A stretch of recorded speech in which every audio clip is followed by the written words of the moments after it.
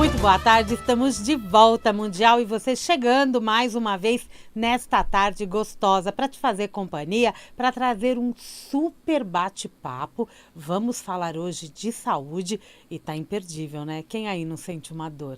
Quem aí não associa a dor a várias questões e de repente nem é o que você está pensando? Não é mesmo, doutor Renato Martins? Muito bem-vindo. Oi, Samira. Boa Primeiro, tarde. obrigado aí pelo convite mais uma Eu vez. que te agradeço. A gente estava até conversando, de repente, mais convites, né? Acho que dor é um assunto que a gente sempre tem o que falar. Né? Nossa, só dessa entrevista aqui eu já vou sair com muitas outras perguntas, eu tenho certeza, porque o doutor Renato, gente, ele é especialista no tratamento de dor. A especialidade dele é fisiatria. É isso? Tem mais alguma coisa a mais? Na verdade, eu sou especializado em fisiatria, né, com áreas de atuação em dor. Né? Então, hoje em dia a gente tem essa possibilidade. Tem algumas especialidades que podem ter uma subespecialização em dor. Entre elas, vou citar algumas, tem anestesia, neurologia, fisiatria. Muito bom! E você pode nos acompanhar em 95,7 FM e acesse o nosso site vibemundialfm.com.br. Clica no assistir ao vivo, você vai direto para o nosso YouTube, onde temos a transmissão ao vivo. Estou aqui, eu e o Dr. Renato, para aquele bate-papo sobre saúde, que é um assunto que eu adoro conversar e eu acho que a gente sempre tem o que aprender, né? E quem não é da área médica sempre quer saber um pouquinho mais. A área da saúde, ela acabou sendo muito mais difundida em informação nos últimos anos, né, doutor Renato? Sim, acho que desde a pandemia a gente acabou tendo uma outra consciência, né? E até do jeito como a gente dá informação para as pessoas. A gente ficou, todo o público... Eu era até contra dar entrevistas e tudo. Eu achava que isso tinha que ser feito através de meios oficiais. Mas eu aprendi com a pandemia que a gente tem que contribuir todo mundo para passar informações de uma forma correta, né? Enfim, e divulgar as informações úteis aí para a população. Com certeza, né? Porque tem muita desinformação também quando a gente fala de saúde. Principalmente através de rede social e esses meios assim. Existe muita coisa boa, mas também existe muita propaganda enganosa, muito milagre, enfim, a acontecer, né? É verdade. E nós vamos falar de dor, de idade, qual a relação entre as dores que nós sentimos, mas vamos entender um pouquinho quais são os tipos de dores que existem e mais ainda, quando a gente fala do processo de envelhecimento, tem alguma dor que ela é mais comum? Sim. Então, a gente estava até conversando sobre isso, eu estava te falando que a gente tem alguns tipos de dor, né? Então, tem aquela dor, principalmente, a gente pode classificar ela como aguda ou crônica. A dor aguda é aquela que a gente tem um trauma, por exemplo, e ela vem rapidamente. Então, é aquela resposta a algum estímulo externo, né? Ou até interno. Por exemplo, um tumor que inicia uma dor súbita, ou uma hérnia de disco que sai para fora e toca num nervo. Então, você pode ter vários tipos de dores agudas. Ou você bate a cabeça e dá uma dor na cabeça. Então, isso é uma dor aguda. Quando que ela fica crônica? Quando a dor persiste por mais de 3 meses, né? E aí existem alguns processos no corpo que modificam o tratamento dessa dor. A gente precisa não só tratar a causa da dor, como precisa tratar as consequências dessa dor no cérebro e no sistema nervoso. Então, falando em tipos de dor, antigamente a gente dizia que existiam 2 tipos de dor. E a gente classificava as dores como nociceptiva, que eram as dores que você chamou de inflamatórias, né? A gente pode dizer dessa forma. Então, é a dor, por exemplo, de quebrar um osso, de bater um braço, de tomar um chute. Isso era uma dor inflamatória, ou até mesmo uma dor inflamatória de uma hérnia que persiste, enfim, alguma coisa nesse sentido. E tem as dores neurológicas, né? Então, que eram consequências de uma lesão nervosa e de um curto-circuito da informação sensitiva no cérebro. Mas, recentemente, aí desde 2020, a gente vem discutindo nas sociedades que estudam dor, o surgimento aí de uma nova classificação de dor, onde além dessas duas, a nociceptiva, que é a inflamatória, e a neurológica, que é a neuropática, a gente tem a dor nocipática, que é como se fosse uma mistura das duas. Vamos facilitar? Por favor. Então, é uma mistura das duas. É para a gente poder classificar dores, por exemplo, como a fibromialgia, que elas não estavam sendo classificadas com essas duas, com esses dois subtipos. Mas a fibromialgia é uma entidade, é uma doença que existe. E como é que eu tenho uma doença que existe e ela não é classificada por nenhum tipo de dor? E é uma doença que atormenta, né? Exato. Então, só recentemente, para quase 2020, a gente refez a classificação de dor para poder abranger uma entidade tão importante como a fibromialgia, né? Então, assim... A fibromialgia, ela é uma dor que atinge o corpo todo? O corpo todo. O corpo todo. Hoje em dia a gente tem uma noção que ela tem um componente que pode ser inflamatório e um componente que pode ser neurológico junto. E que a gente é incapaz ainda de identificar completamente. No último Congresso Mundial existiram alguns estudos muito interessantes que dizem que talvez existem alguns fatores inflamatórios no sistema nervoso central que podem levar à fibromialgia. Isso está muito incipiente, são estudos muito iniciais ainda, mas é uma bela pista do mecanismo de fibromialgia. E se esse mecanismo for verdadeiro, é muito interessante que a gente vai poder usar remédios, como a gente tem, por exemplo, na reumatologia, em que a gente tem drogas onde a gente vai atacar o sistema imune para acabar com uma dor. Então, a gente, a partir desses estudos novos que vem saindo, a gente começa a pensar em novos meios de tratar uma dor. E olhando para esse tipo de dor, ela pode atingir pessoas de qualquer idade? Na verdade, a epidemiologia da fibromialgia, né, eu fiz alguns estudos já sobre fibromialgia, e é bem específico, né? Enfim, é muito difícil a gente falar que existe um homem com fibromialgia. Existem, tá bom? Mas quando a gente fala em fibromialgia, a gente caracteriza uma população, tá bom? É bem típico. Qual que é o paciente típico da fibromialgia? O mais prevalente, aquele que tem mais doença com a fibromialgia. É uma mulher caucasiana, branca, né?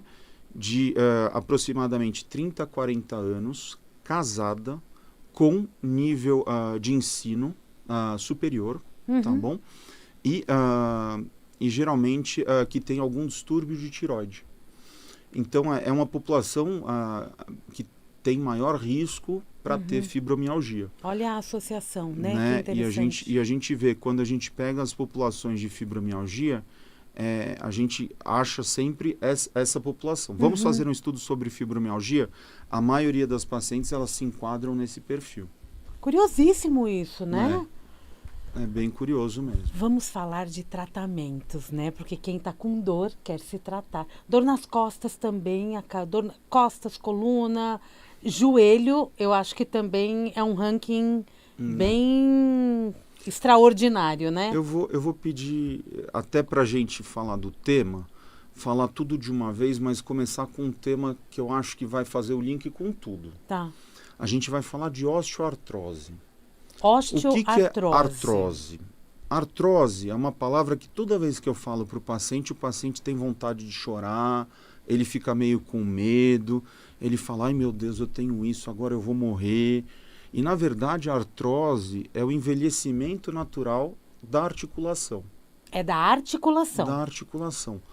Todo mundo, depois dos 40 anos, tem artrose.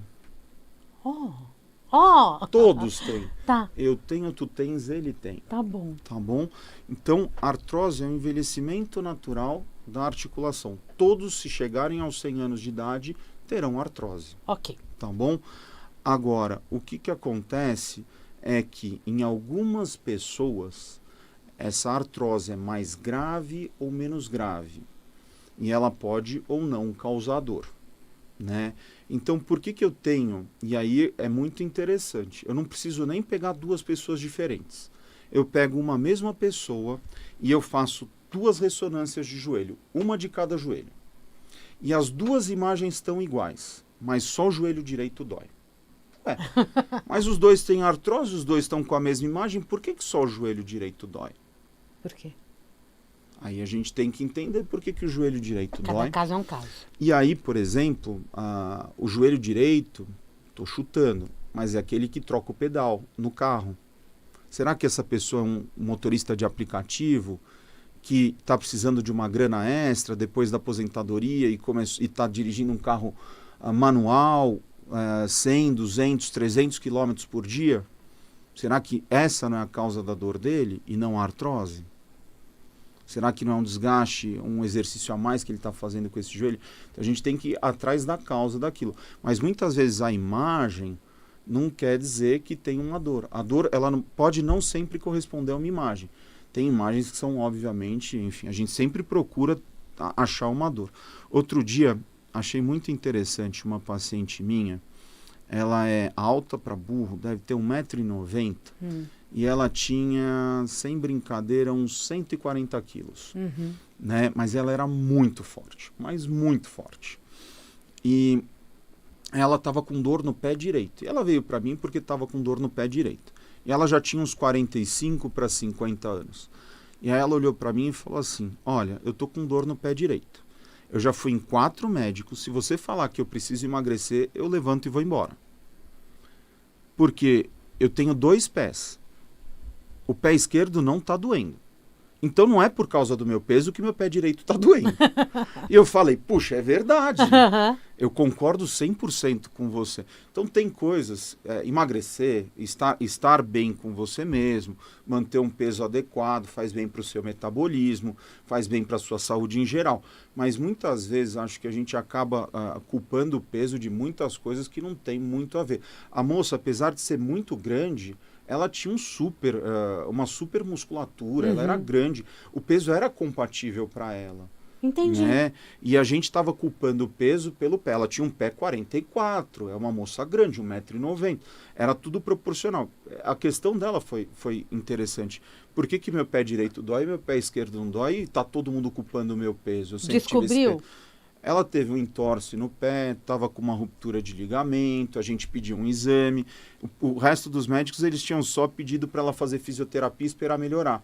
Na verdade, tinha que imobilizar por um pouquinho o pé, dar um anti-inflamatório, e a gente conseguiu resolver o problema da moça. Olha a questão como é importante, né? Além dos exames, o bate-papo com o médico. Ah, sim. O médico e o paciente. Essa relação acaba sendo muito importante para a hora de um tratamento, né? Porque a resposta, às vezes, não vem do exame de imagem, vem da fala da pessoa, né? Sempre. Da conversa. Hoje em dia, né, eu acabo atrasando um pouco com os meus pacientes que eu atendo por convênio e tal. E hoje em dia o pessoal lá da clínica até manda, olha, a consulta com o fisiatra é um pouco diferente, vai demorar mais, talvez a gente tenha espera para atender, não sei o quê, porque ele gosta de conversar. Isso já vem na mensagem de agendamento. Tá. Porque é engraçado, de vez em quando eu atendo paciente de convênio. Opa, perdão. caiu a água e tá tudo Ai, certo. Não, tá desculpa. tudo certo, não tem problema. E Seguimos. Estamos gente... ao vivo, seguimos. E a gente, desculpa, Samir. Imagina. E a gente tem um público, né? Eu perdi, parei na Não se água. preocupa, a gente estava falando da relação médico-paciente. Sim. A gente tem um público que muitas vezes vem de convênio e ele vem instruído já para falar rápido. Então o paciente Porque é o hábito, né, do ele convênio. Senta na minha frente e ele fala assim, oi doutor, eu vim aqui porque eu tô com uma dor. Aí eu deixo ele falar. Aí ele termina de falar. Bom, tá bom. Agora vamos começar a consulta. Prazer, meu nome é Renato e o do senhor? Tá. Aí o paciente até assusta.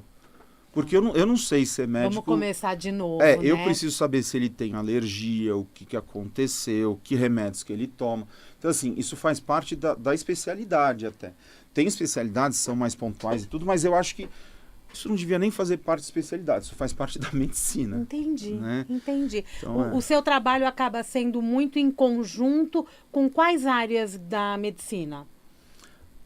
Eu acho que a gente se insere em todas as áreas, porque tudo vai acabar precisando de reabilitação. Por exemplo, um neurologista.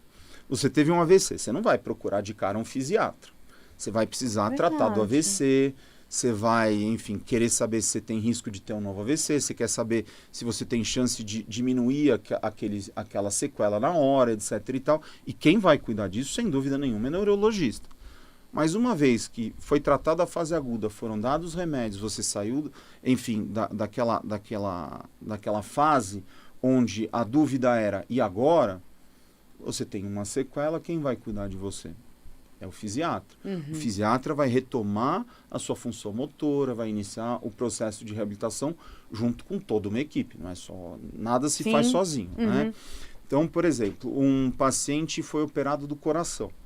Ele foi operado do coração, ele teve um transplante cardíaco e, enfim, passada a fase inicial, não no Brasil, não é muito comum no Brasil, mas, por exemplo, em Portugal eles fazem isso, nos Estados Unidos eles fazem isso, o fisiatra, ele entra imediatamente após a alta do cirurgião, após a cicatrização imediata, para iniciar a reabilitação cardiológica do paciente. Perfeito. Né? Então, assim, tudo precisa de uma reabilitação. Né? E qualquer situação de saúde, situação. A gente acaba, né, sentiu a dor, dependendo desse tipo de dor, se ela persiste, ou essa especialidade, né, da fisiatria acaba sendo um bom caminho. Exato. Me tira uma dúvida em relação aos nossos hábitos. Fica muito em pé, às vezes por causa de trabalho, ou muito sentado por causa de trabalho, hábitos de postura, tudo isso também potencializa alguns tipos de dores? Todo mundo já viu um filme daqueles guardas do castelo de Buckingham. E todo mundo vai lá provocar os guardas, eles não se mexem. Verdade. Eles estão com aquele chapéuzão, tudo. Quanto tempo que eles ficam lá em pé? Não tenho ideia, De mas quanto acho que em são quanto horas, tempo, né? De quanto em quanto tempo eles trocam a guarda? Não sei te dizer, mas deve ser de horas. Não é. Não Tá é? bom? Antigamente, esses guardas nos quartéis, os policiais em geral, todos, eles eram obrigados a ficar em pé sem reclamar e se desmaiasse, se tivesse algum problema, ia para a cadeia militar. Né? Hoje em dia não. Hoje em dia viu que não dá para ficar mais do que 45 minutos em pé. 45 minutos? E eles tentam trocar as guardas a cada 45 minutos, 1 hora no máximo. Tá bom? Tem que se movimentar. Tem que se movimentar, principalmente esses guardas que são, enfim, praticamente estátuas, né? Então, tem uns postos onde tem mais turista e tudo, que eles trocam até mais vezes. Olha que interessante, não sabia disso, tá vendo? Doutor Renato também é cultura. Mas é curioso isso, né? Um vendedor, por exemplo, apesar dele estar se movimentando dentro de uma loja, ele está em movimento, então ok. Agora, se ele ficar parado, é um problema maior? Eu gosto muito do movimento, tá bom? A gente tinha uma época que ficou na moda, não no Brasil, no mundo inteiro. Isso foi antes da pandemia, acho que para 2015, por aí, fazer reunião em pé. Então você punha uma mesinha um pouquinho mais elevada e a gente fazia a reunião em pé para a gente exercitar. Ficar em pé é um exercício postural. Né? Uma coisa é eu estar sentado aqui com uma postura correta. Você está com uma postura correta, eu estou me policiando também. Outra coisa é eu estar sentado assim. Viu, Jean? Então não adianta eu estar sentado sem uma postura correta, que é pior do que eu estar em pé.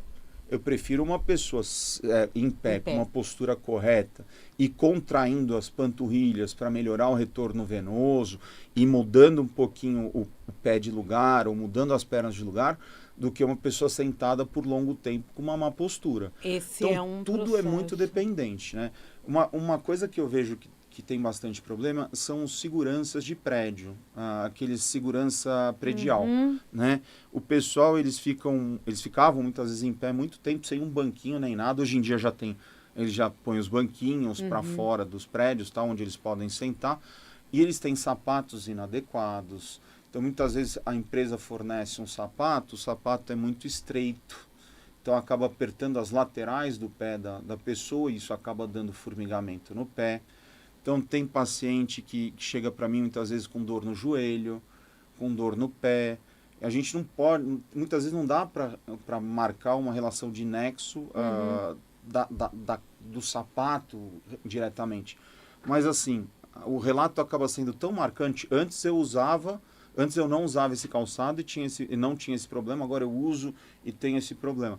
Então é muito variável. E é curioso isso, né? Em relação a tratamentos, então, quando uma pessoa busca o atendimento, você diagnostica o problema, entra-se com um medicamento para atacar de emergência ou já vai com os outros procedimentos que vocês utilizam no consultório? Isso é muito variável, né? Se for... quando a gente faz uma anamnese, quando a gente tira uma boa história, em 90% das histórias a gente já tem um diagnóstico.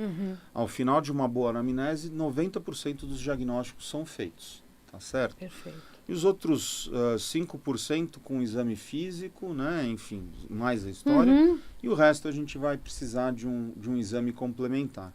Então eu acho que, feito uma boa história, um exame clínico, você tem uma boa ideia do diagnóstico.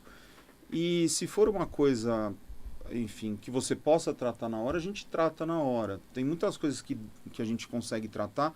Dor muscular aguda, enfim, uma dor de cabeça aguda, por exemplo. Trata-se de que forma no consultório? Na clínica, né? Porque aí eu acho que tem salas a gente tem alguns artifícios que são bastante diferentes, né? Então, a gente pode usar acupuntura, a gente pode usar uma técnica que chama agulhamento seco, onde a gente usa uma agulha de acupuntura para furar um músculo, e quando a gente fura esse músculo, a gente relaxa ele, né? Tá. Então é como se fosse um relaxamento instantâneo daquele músculo que está muito contraído e parece ser a causa da dor, né? Então a gente pode fazer um bloqueio nervoso com anestésico local, tipo xilocaína. A gente pode fazer uma infiltração com anestésico no próprio músculo. A gente pode fazer bloqueios mais específicos, como o bloqueio de Fischer, que é um bloqueio próximo à coluna. Avançou, né? E agora que a gente tem artifícios que a gente não tinha antes, como ultrassom dentro do consultório. Que ótimo! Né? A gente tem essas coisas. E tem agora uma tecnologia que é mais recente, que é a terapia por onda de choque, que todo mundo confunde com o choquinho da fisioterapia, que na verdade não é. A terapia por onda de choque é uma terapia de choque mecânico, em que a gente usa a mesma técnica, a mesma tecnologia que a gente usa, por exemplo, para quebrar cálculo renal, a gente usa para tratar um músculo. É uma onda de choque mecânico muito forte que vai causar uma microlesão dentro do músculo, que vai causar uma regeneração do músculo e vai consertar aquele músculo. Aquele músculo, aquele ligamento, aquele osso, aquela parte do tendão que está ruim. O corpo é tão perfeito que ele se regenera, né? Sim, tem Você muitas tá dando partes estímulo, que a gente consegue melhorar. Né? O médico vai dando estímulo e com isso o corpo ele vai se regenerando e voltando a funcionar naturalmente. O que você indica para um jovem já começar a se cuidar e prevenir as dores do futuro? A primeira coisa é assim, eu vejo bastante jovem que fez muito esporte quando era jovem, né? Enfim, muito adulto hoje, que quando jovem fez muito esporte. Então eu já tive a oportunidade de ver campeão olímpico, enfim, hoje, né? Que foi campeão olímpico, tudo. E tem um paciente meu que eu estou tratando atualmente, que é engraçado. Ele gosta muito dessa terapia por onda de choque, e a gente usa bastante nele e tudo. E ele é um cara que foi instrutor de esqui, foi instrutor de montanhismo, escalava Radical. na neve. É um cara que faz todos os esportes radicais do mundo, mas assim, ele já fez todas as cirurgias ortopédicas. Ele fala pra mim, ele tem 35 anos, 40 anos. Novo. E ele fala pra mim, se eu pudesse voltar no tempo, eu teria cuidado mais do meu corpo, eu teria me preservado mais para chegar melhor nessa idade. A prevenção. Então, eu acho que a primeira coisa pro jovem é não abusar do corpo, né? Enfim, uma coisa é a gente fazer um esporte, fazer alguma coisa legal, tudo mais e tal. Outra coisa é abusar. Então, abusar usando remédios desnecessários, usando testosterona, usando, enfim, coisas anabolizantes, coisas que não, o corpo não precisa, né? E a gente pode se manter saudável, enfim, a base de tudo, uma boa alimentação, um sono bom, um exercício rotineiro, não precisa ser o cara mais forte da academia. Se o cara corre 2 vezes por semana, 5 km, 10 km, tá excelente, né?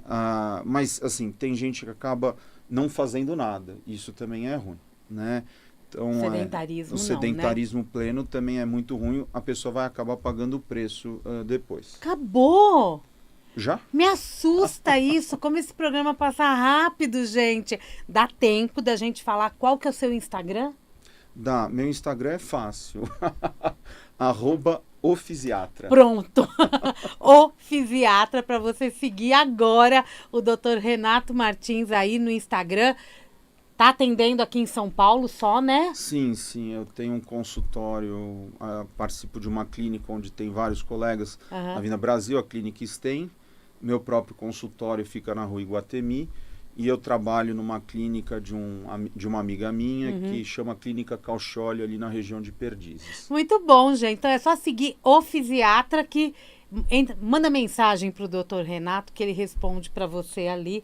Obrigada, viu? Imagina, obrigado Sucesso pelo para convite. você. Precisa de mais um programa pra gente tirar mais dúvidas e até atender o ouvinte. Gente, Mundial e você vai ficando por aqui. Eu volto daqui a pouquinho, tem Jornal da Boa Notícia e amanhã, 16h30, também tem Mundial e você. Um grande beijo e até lá.